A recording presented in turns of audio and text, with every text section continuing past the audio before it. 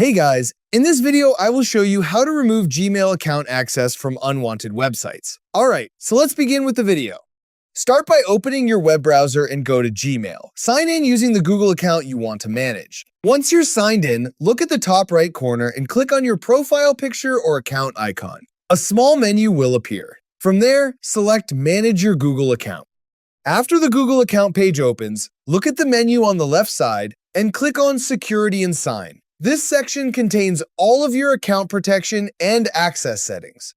Now scroll down until you find your linked apps section. Under this section, click See All. This will show a list of apps and websites currently connected to your Google account. Go through the list and find the app or website you want to remove. Click on it to open more details and review its permissions. Once you're ready, click Delete All. A confirmation message may appear. Confirm the action, and that app or website will immediately lose access to your Google account.